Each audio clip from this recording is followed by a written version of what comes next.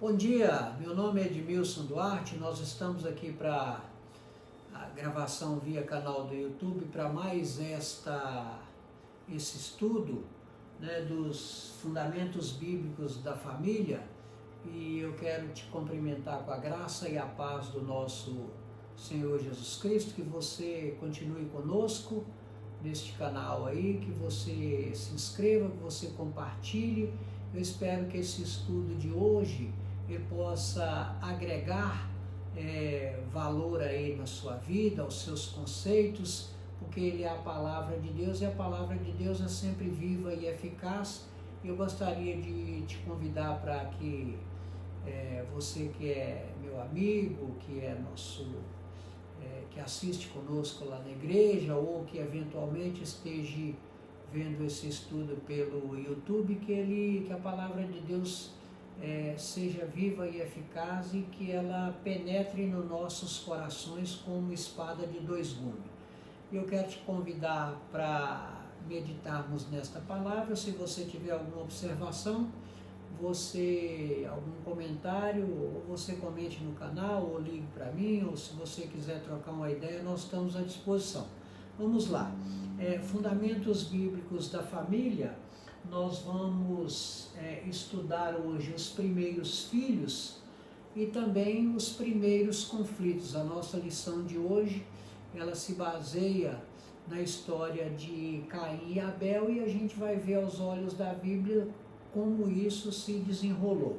Então, a lição de número 6, os primeiros filhos, os primeiros conflitos, nós vamos refletir no texto de Gênesis, que é o livro dos começos, no capítulo 4.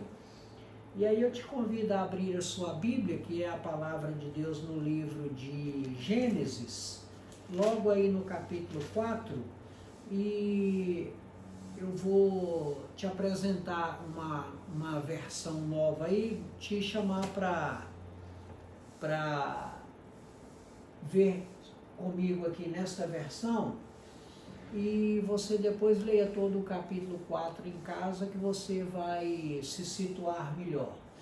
O que é que nos diz a palavra de Deus a partir do verso 1, capítulo 4 de Gênesis? Acompanhe comigo. Adão teve relações com Eva, sua mulher, e ela engravidou e deu à luz Caim. Disse ela: com o auxílio do Senhor tive um filho homem. Verso 2. Voltou a dar à luz dessa vez a Abel, irmão dele. Abel tornou-se pastor de ovelhas e Caim agricultor. Verso 3. Passado algum tempo, Caim trouxe do fruto da terra uma oferta ao Senhor. Abel, por sua vez, trouxe as partes gordas das primeiras crias do seu rebanho. O Senhor aceitou com agrado Abel e a sua oferta. Eu queria te chamar a atenção, que isso vai ser muito importante para nós, porque aqui nós estamos vendo a nova versão internacional, mas na versão contemporânea, você vai ver que normalmente a tradução aqui é para primícias, ou seja, as primeiras coisas. Então, vamos ler de novo o verso 4, que é de fundamental importância no contexto. Abel, por sua vez, trouxe as partes gordas das primeiras crias do seu rebanho. O Senhor aceitou com agrado Abel e a sua oferta. Verso 5. Mas não aceitou Caim a sua oferta. Por isso Caim se enfureceu e o seu rosto se transformou. O Senhor disse a Caim: por que você está furioso? Por que se transtornou o seu rosto? Verso 7. Se você fizer o bem, não será aceito, mas se não o fizer, saiba que o pecado o ameaça à porta. Ele deseja conquistá-lo, mas você deve dominá-lo. Então, eu gostaria de chamar a atenção para esses 7 versos, para nós decorrermos aí acerca de todo esse estudo.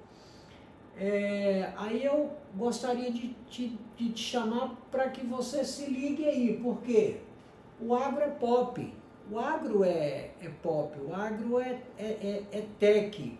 Olha só, a agricultura e a pecuária aparecem como os meios mais antigos de conseguir ganhar a vida. E nós vamos falar nessa lição da pecuária e da agricultura. Preste atenção para você ver se o agro não é pop.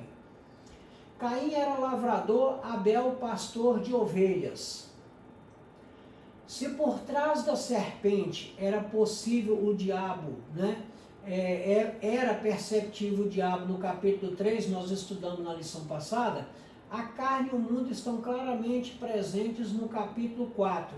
E quando a gente diz a carne e o mundo, vamos traduzir para o seguinte sentimento. Sentimento da carne, aquilo que eu tenho vontade de fazer, que é intrínseco no meu DNA, né? E quando ele se refere ao mundo, estão claramente presentes no capítulo 4, ele vai dizer assim, aqueles valores que não são os valores de Deus, né? Então, para poder ficar mais claro, se por trás da serpente era perceptível o diabo no capítulo 3, que tentou a mulher e Eva comeu do fruto que a gente estudou na lição passada, agora nós vamos ver como a carne e o mundo estão claramente presentes no capítulo 4 que nós vamos estudar hoje. Eva tinha sido persuadida a pecar. Lembra lá na lição passada que a cobra disse para ela que não tinha problema nenhum, que ela não iria morrer, etc e tal, que enganou a mulher, ela comeu e deu ao seu marido, foi o que a gente estudou na lição passada, né? Caim não aceitou ser dissuadido de seu pecado, nem sequer por Deus. E nós vamos ver no decorrer da lição que Deus ainda tenta conversar ali, mas Caim não deu muito ouvido e a gente vai ver isso um pouco mais lá para frente, né? Também não confessou nem aceitou o castigo que era a intenção de Deus de orientar Caim naquilo que desagradar a Deus. E para a gente fazer uma breve introdução para nos colocarmos no tempo e no espaço da história, nós vamos fazer uma rápida introdução da seguinte maneira. Os conflitos familiares não são características dos tempos pós-modernos, mas já existiam desde o início da civilização, é o que nós vamos estudar hoje, a gente vai ver o primeiro homicídio, né? Interessante, eu gostaria de te chamar para que nós refletíssemos nisso, porque vai fazer total diferença no entendimento da lição da seguinte maneira. Deus enxerga os desejos do nosso coração e não apenas nossas ações de adoração. O que é que isso quer dizer? Isso quer dizer o seguinte, a gente vai entender isso melhor. Por que será que Deus recebeu? Você pode estar se refletindo, você pode estar se questionando. Por que será que Deus recebeu a oferta de Abel e não recebeu a oferta de Caim?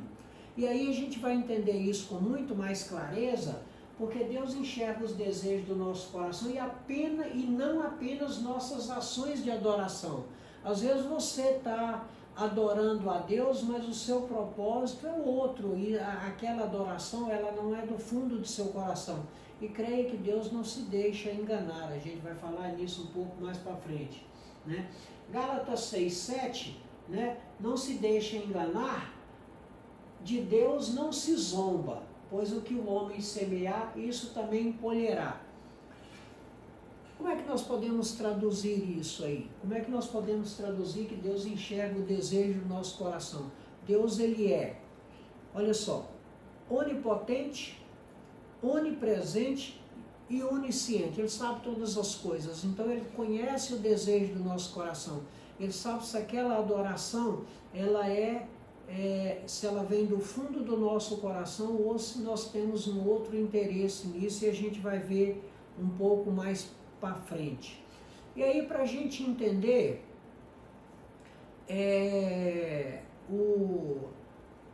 como que se deu, através de quais sentimentos se deu o primeiro homicídio, nós vamos entender isso nesse slide aqui da seguinte maneira, né? O primeiro homicídio se deu em decorrência da reação de Caim, como ele recebeu aquela crítica de Deus a respeito da sua oferta, né? A reação de Caim, né, ela desencadeou uma intervenção de Deus, e nós vamos explodir essas caixas e a gente vai entender melhor o que cada uma delas quer nos dizer. Com a reação de Caim, desencadeou uma intervenção de Deus, né? E essa intervenção de Deus, ela agiu diretamente na inveja e na competição que estava acontecendo entre os irmãos, né? E essa inveja e essa competição, ela culminou no assassinato de Abel, que é o que a gente vai falar hoje, que é o pecado de Caim, exatamente por conta da inveja de seu irmão, né? Acerca do pecado de Caim, para a gente poder entender melhor. Para a gente entender melhor o pecado de Caim, é preciso que a gente entenda o que é a oferta, né? O que é uma oferta? A oferta é uma dádiva feita para homenagear ou para fazer uma aliança. Isso que é uma oferta. Abel, ele trouxe das primícias, ou seja, das primeiras coisas, aquilo de melhor que nasceu, foi que ele separou para trazer a Deus de forma voluntária. Abel trouxe das primícias do seu rebanho e da gordura deste, trouxe o que ele tinha de melhor, ele decidiu do fundo do seu coração que era isso que ele iria fazer e fez. Caim trouxe do fruto da terra. Porque Abel trouxe das primícias, ele trouxe do fruto da terra, ele trouxe do fruto do seu trabalho. Qual que é a diferença que vai acontecer? Nós vamos apresentar duas linhas de pensamentos, né, a respeito disso, né? Deus, ele se agradou da oferta de Abel, mas rejeitou a oferta de Caim. Por que seria isso? Você pode estar se perguntando, foi favoritismo de Deus? O que foi que aconteceu? E aí nós vamos apresentar duas linhas de pensamento, e essas linhas de pensamento, eles nos ensinam da seguinte coisa. Uma das linhas de pensamento, né, a ausência do sangue na oferta de Caim, porque se você for estudar o Antigo Testamento, você vai ver que o sangue tem a capacidade de renovar, de transformar, de dar vida, símbolo de sacrifício. Então, como a oferta de Caim não era oriundo de animal vivo ou de sangue, conforme está lá no Antigo Testamento, não foi aceito. Isso é uma linha de pensamento, tá? Mas eu não quero que você faça aí de forma precipitada o juízo de valor, o que está certo e o que está errado. Vamos prosseguir na lição, né? Caim trouxe dos frutos, Abel trouxe das primícias. A grande diferença está aí. Você trazer a sua oferta, ela seja o que você pode dar de melhor.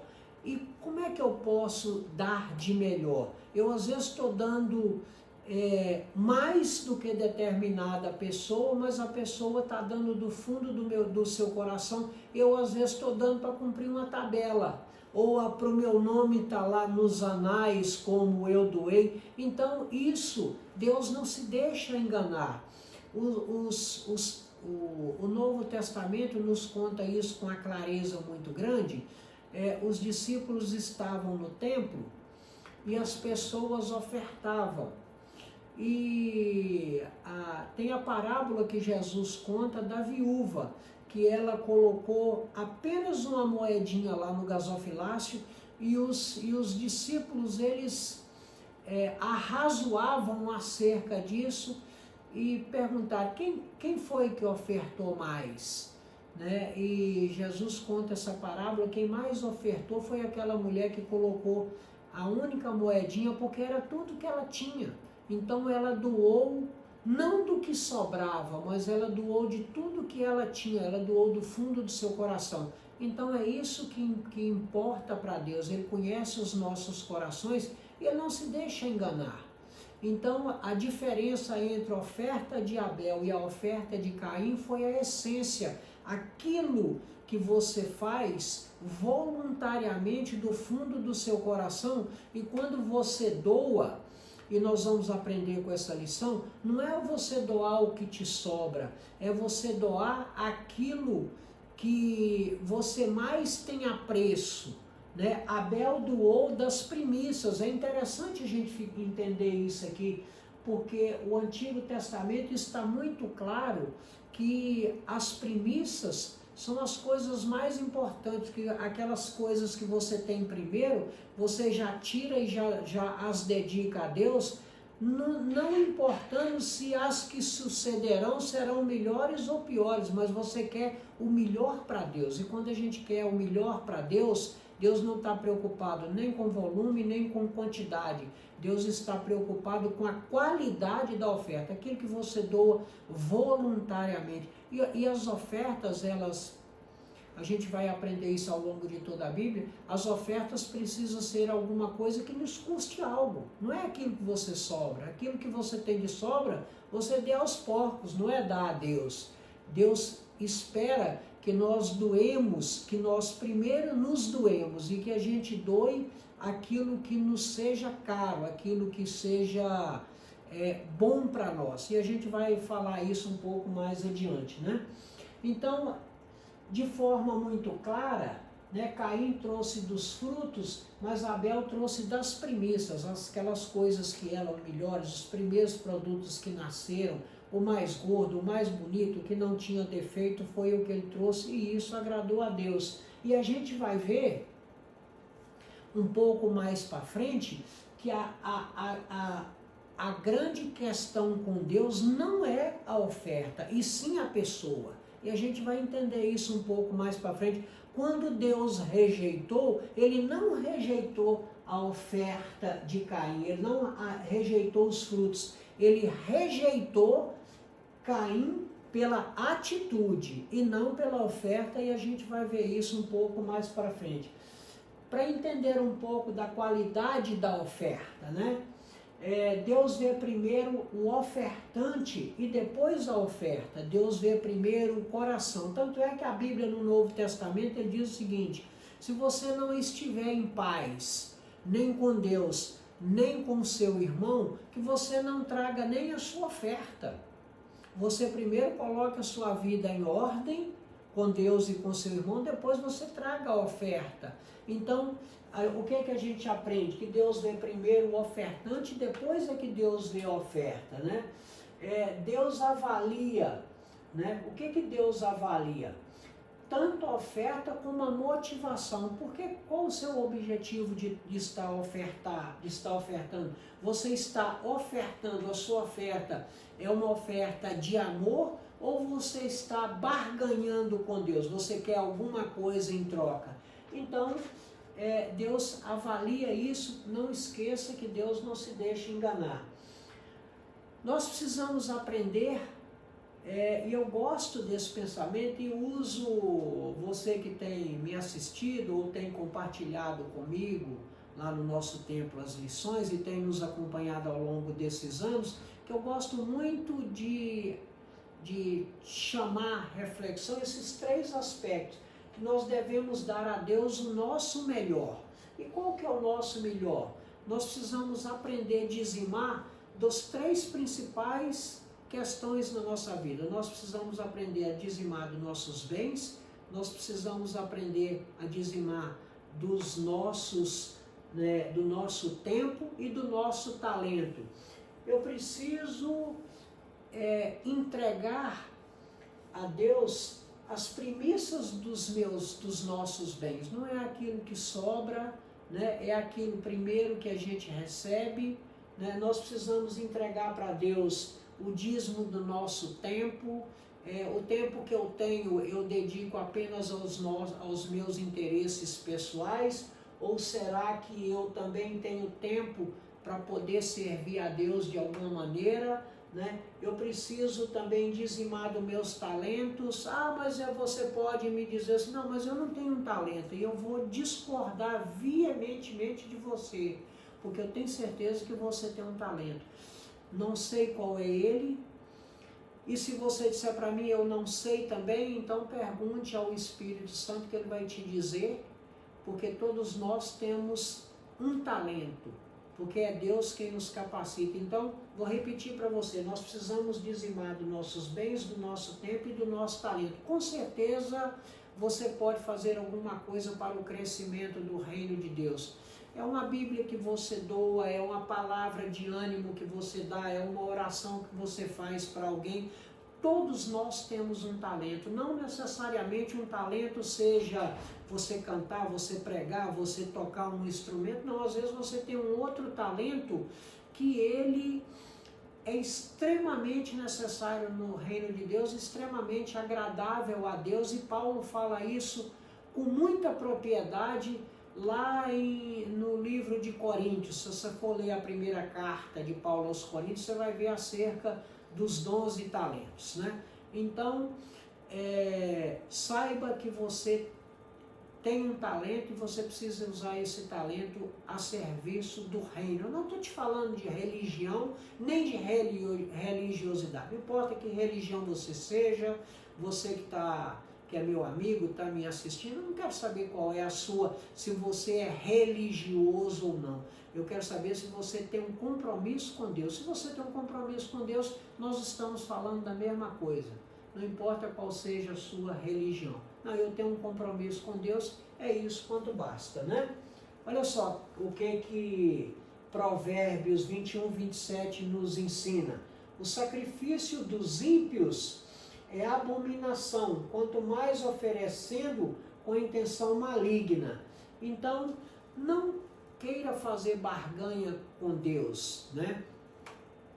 A gente sabe que está aí repleto de algumas denominações, algumas igrejas com baixa exigência moral, pregando a teologia da prosperidade. Não tem isso, a Bíblia não ensina a teologia da prosperidade. Venda o seu carro, que Deus vai te dar 2, venda a sua casa, que Deus vai te dar 3, nada disso, não tem isso na Bíblia, muito pelo contrário. A Bíblia nos ensina o seguinte: na vida tereis aflições, mas o próprio Jesus diz o seguinte: mas não desanime, tenha bom ânimo, eu venci o mundo. Então não creia na teologia da prosperidade, não venda o que você tem para poder dar de oferta na sua igreja, não faça isso porque isso não agrada a Deus. Deus não quer que você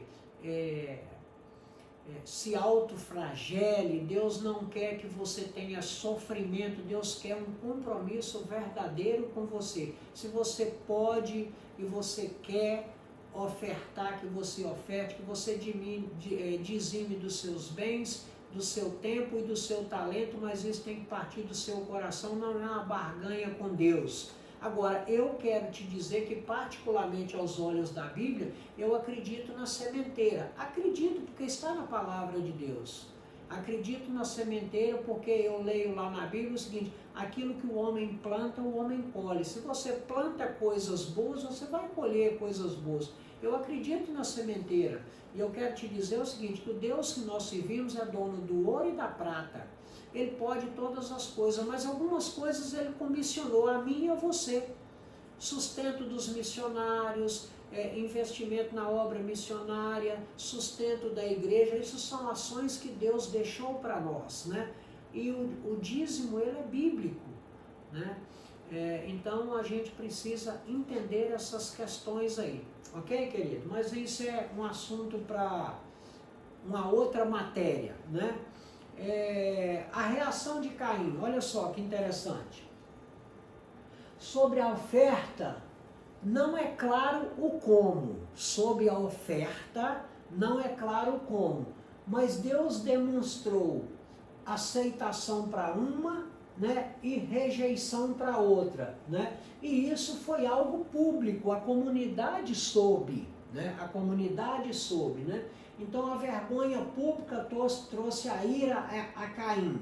E aí a gente vai entender um pouco mais na frente, né, que Deus demonstrou aceitação e rejeição não quanto à oferta, mas sim quanto aquilo que estava no coração do ofertante. Eu já disse isso antes. E isso veio a público e trouxe a ira a Caim, né?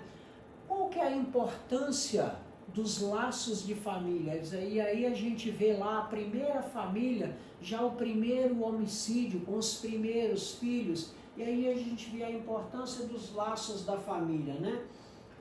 Trazendo para uma aplicação pessoal. Qual que é a sua motivação? Né? O seu desejo lá na sua família é um desejo de união? Existe competição? Existe ciúme? Existe inveja? Com certeza, dentro das nossas famílias, esses sentimentos, eles estão lá, de competição, de ciúme, de inveja. A grande questão é o seguinte: como que nós estamos administrando isso aos olhos de Deus? Porque todos nós, eu, você, todos nós temos pensamentos que eles são negativos. Mas a grande diferença é quando você aceita, assimila e você dá vazão àqueles sentimentos, né? Qual que era a intenção de Deus, né? Caim teve oportunidade de correção e não quis. Caim teve oportunidade de correção e não quis. De que maneira? Qual que era a intenção de Deus? A gente vai ver isso nessa sequência. Olha só, e você vai entender isso melhor. Deus fez para ele duas perguntas, dois porquês, e a gente vai esclarecer, né? Deus deu a Caim uma oportunidade de correção e Deus deu para ele um aviso. Deus foi injusto com Caim? Certamente que não, posso te afirmar categoricamente, porque Deus é amor. Se Deus é amor, ele simplesmente chamou Caim à razão, explicou para ele os motivos, deu a ele uma sequência de oportunidades, mas ele não rejeitou.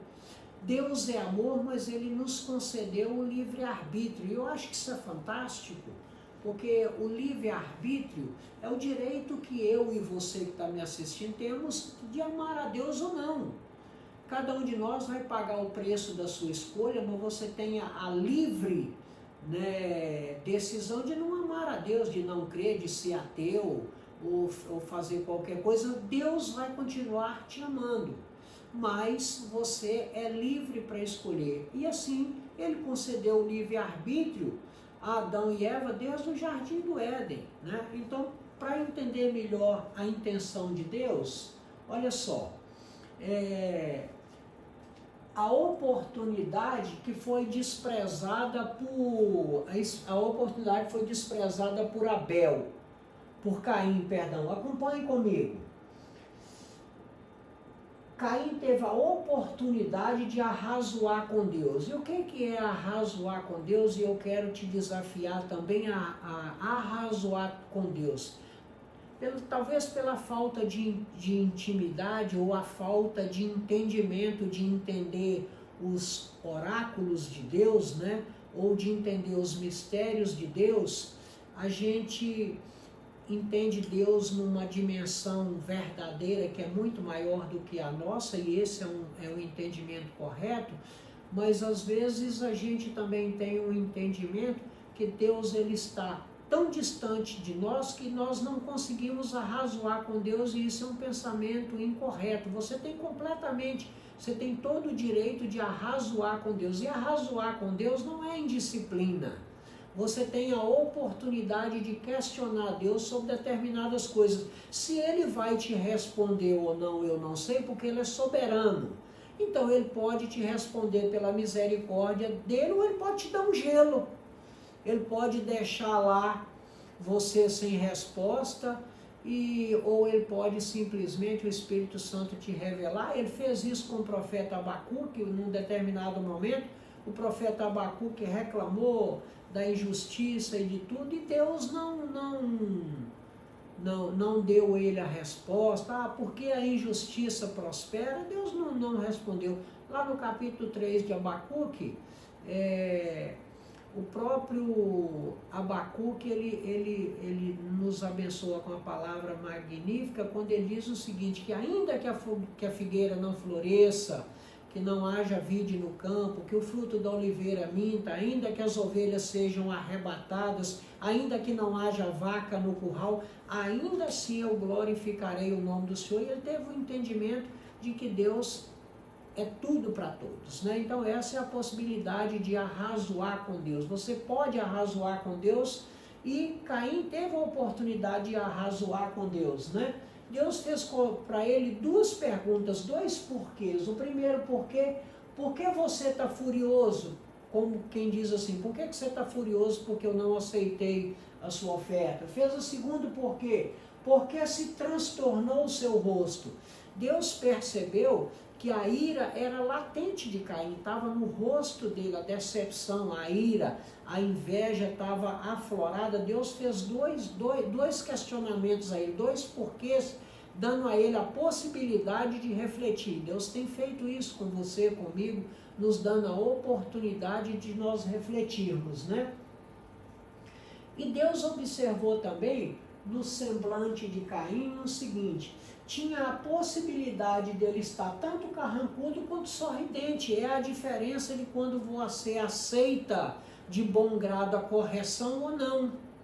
Então é isso que é importante para Deus. Se o nosso semblante é um semblante carrancudo ou se é um semblante sorridente mediante a correção, né? É isso que faz.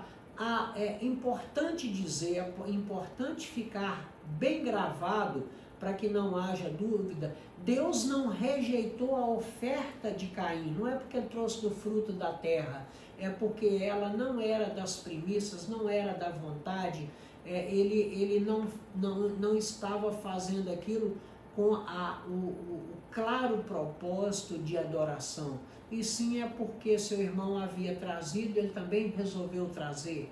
Então, mas Deus estava tentando acertar o rumo com Caim, né? Deus percebeu que aquele semblante carrancudo que Caim não estava aceitando a correção, né? O que nos diz lá o verso 7? Se você fizer o bem, não será aceito. E aí a gente entende aqui o seguinte, o aceito, na tradução literal do hebraico, é exaltado, ou seja, Deus estava dando um aviso para Caim, se você fizer o bem não será aceito, e esse aceito aqui seria na tradução como exaltado, ou seja, se você fizer do fundo do seu coração, fizer de forma correta, com certeza vai ser aceito. Deus não está se referindo à oferta, por ser do fruto do campo, e sim a pessoa de Caim. Sim, a pessoa, a motivação. Entenda o seguinte, querido, se você aprender isso e isso ficar claro para você, você acompanhou o raciocínio da lição. Deus, ele está preocupado apenas com a nossa motivação. Qual que é o seu propósito? Qual que é o seu propósito hoje de servir a Deus? Qual que é o seu propósito de congregar numa igreja? Qual que é o seu propósito com relação à sua comunidade, ao seu semelhante? Qual que é o seu propósito? Você quer do fundo do seu coração o bem, ou você tem um outro propósito se aproximando de Deus? Você tem procurado a Deus pelo amor ou pela dor, né? Você quer, porque a maioria de nós, inclusive nas nossas igrejas, né? Muitas vezes nós queremos a graça do Senhor e não estamos procurando o Senhor da graça. Qual que é a sua motivação? Você quer a graça do Senhor ou você quer o Senhor da graça? Reflita nisso aí, qual é a nossa motivação, e essa é a questão principal, é a espinha dorsal daquilo que nós estamos estudando, a nossa motivação da aproximação com Deus, né? Qual que era a intenção de Deus, né? Que todos sejam alcançados pela graça salvadora, e isso está lá no verso 7, né? Que nós precisamos aprender a dominar a vontade de fazer o mal. A vontade de fazer o mal, ela está intrínseca no nosso DNA, porque nós somos nascidos do pecado. No pecado nós fomos gerados, Paulo fala com isso com muita clareza lá no livro de Romanos. Nós nascemos do pecado, mas a graça salvadora de Jesus, ela tem nos resgatado. Todos nós, você, eu, todos nós temos vontade de fazer o mal. Se você faz ou não faz, depende dos seus valores, né? Depende daquilo que te norteia, né? O assassinato de Abel, para a gente entender melhor isso aí, né? Olha só, Deus deu a oportunidade para produzir vida e não para produzir morte, mas isso foram desconsiderados os avisos de Deus. Caim desconsiderou todos os avisos de Deus. Deus fez 2 questionamentos, 2 porquês, ainda deu um aviso: ou se você fizer o bem, não vai ser exaltado, que está lá no verso 7, mas isso foi desconsiderado, né? A vontade pessoal de Caim falou muito mais alto, né? Caim trouxe a herança de seu pai Adão, né? Que é o retrato de todos nós, sentimentos carregados. Você, não se iluda, todos nós temos sentimentos carregados de egoísmo, de inveja e de rancor, né? Para nossa reflexão e aplicação pessoal, olha só, todos nós precisamos ter um conjunto de valores, né? E esse conjunto de valores são as 3 grandes questões da vida. Vou repetir para ficar gravado, né? Nós precisamos, todos nós temos os mesmos conjuntos de valores, que norteia as 3 grandes questões da vida. Quero, devo e posso. Por quê? Porque tem coisa que eu quero, mas não devo. Tem coisa que eu devo, mas não posso. E tem coisa que eu posso, mas não quero. Qual que é a vontade de Deus? A vontade de Deus é que haja harmonia nas 3 grandes questões da vida. Qual que é a vontade de Deus? Que eu queira o que devo e o que posso. Porque tem coisa que eu devo, mas não posso. E tem coisa que eu quero, mas não posso. E tem coisa que eu quero, mas não devo. O que é a vontade de Deus? Que eu queira o que devo e que posso. E o que é esse conjunto aqui de valores? Ele é o princípio da reciprocidade que está lá em Mateus, ó, no Evangelho de Mateus, no capítulo 7, 12, que é o princípio da reciprocidade. Olha só, se eu aplicar a lei do princípio da reciprocidade, eu elimino todos os problemas do mundo. Simples assim. Simples assim. De que maneira? O que a palavra de Deus nos ensina lá em Mateus 7, numa linguagem contemporânea, né? Portanto, tudo que vós quereis que os homens vos façam, fazei-lo também vós. Vou repetir. Portanto, tudo que vós quereis que os homens vos façam, fazei-lo também vós. Esse é o princípio da reciprocidade. Se eu aplicar o princípio da reciprocidade a todos os relacionamentos, eu não vou ter problema de relacionamento com ninguém. Porque a gente percebe que os conflitos nas relações, eles basicamente se dão da seguinte forma, em algumas pessoas, eles podem até se inverter aqui na importância, mas sempre vai passar pelo desejo, pela inveja, pela ira, né? Talvez a sua inveja é maior do que a ira, ou talvez o desejo é maior do que a ira. Então, os conflitos nas relações vão sempre passar por desejo, por inveja e por ira. As 3 grandes questões dos conflitos da humanidade, desejo, inveja e ira, a gente pode transferir para 3 aspectos: poder, sexo e dinheiro. desses aspectos, eles falam mais alto na nossa vida, nós somos mais vulneráveis a ele, e essa vulnerabilidade, ela diverge de pessoa para pessoa, todos nós estamos suscetíveis a esses sentimentos. Nos cabe identificar aquilo que a gente é mais vulnerável e tentar fechar essas portas. Como é que se deu a motivação do primeiro homicídio? Para a gente entender melhor os 3 aspectos que desencadearam o primeiro homicídio. Se tivesse sido observado essas questões, com certeza isso não teria acontecido. Isso é para que a gente tente agir de forma preventiva, tanto no conflito quanto nas diferenças, e para identificar o que é essencial ou secundário, né? Se essas coisas se nós observarmos esses parâmetros, com certeza nós vamos ter uma harmonia maior nos relacionamentos interpessoais, e se isso tivesse sido observado, não teria acontecido o homicídio. Olha só, no conflito, né? O que a Bíblia nos diz? Se você tem um conflito, vai até o seu irmão, né? Se ele não te obedecer, se ele não te acatar, você volta e leva uma testemunha, né? Mostra a ele o erro, faz uma empatia com ele, se coloque no lugar dele. Isso que é a capacidade de fazer empatia.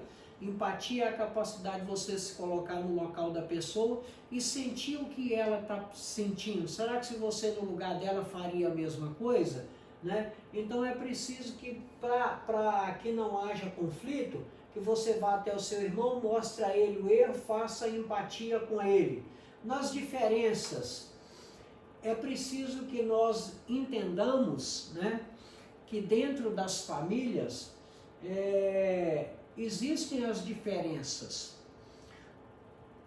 E o pior ainda, além de existir as diferenças, e isso não quer dizer que as diferenças, isso não faz das pessoas, nem que elas sejam nem piores nem melhores, isso a única coisa que significa é que elas são diferentes, né? O que ainda complica mais é que pessoas diferentes, às vezes elas reagem à mesma motivação de forma diferente. Pessoas não reagem à mesma motivação de forma igual. Uns reagem positivamente e outros reagem de forma negativamente. Por quê? Porque as pessoas são diferentes. Ser diferente não é nem ser melhor nem ser pior, né? Nessas diferenças aqui, preciso vivenciar o conflito e abandonar as posições inflexíveis. A gente precisa estar sempre disposto a ceder em alguma coisa. E quando a gente fala de não ser inflexível, né, não é você negociar valores que são fundamentais, mas você não deve ser inflexível. No direito tem um termo que os advogados, né, eles gostam muito, o seguinte: isso que é pior, que é muito melhor um mau acordo do que uma boa demanda. De repente, você cedendo, fica muito mais fácil lá na frente. E é preciso que a gente aprenda a separar o que é essencial do secundário, o que é principal e o que não é, o que é relevante do que não é, fazer a separação do que é essencial ou secundário. De repente nós estamos brigando e sendo inflexível por uma coisa que ela é secundária, não é essencial para o principal, né? Então, nós precisamos entender quais são as nossas prioridades dentro aqui desses relacionamentos, quais são as nossas prioridades, né?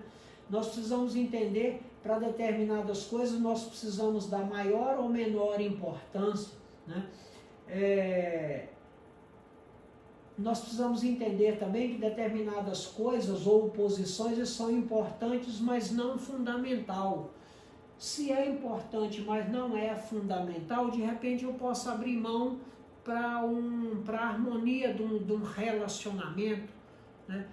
Determinadas coisas, determinados valores que nós temos, eles são inegociáveis, mas outros não, eles são perfeitamente negociáveis. O que é que nós temos que seja inegociável? A gente precisa ver o seguinte: às vezes é importante, mas não é fundamental, então eu posso abrir mão, né? Não é essencial, é secundário, tá ok?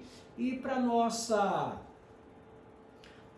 reflexão, já chegando ao final do nosso estudo, para nossa reflexão e aplicação pessoal, é o seguinte: Caim é o protótipo do pensamento humano, contrariando a vontade de Deus. Por quê? Porque olha só,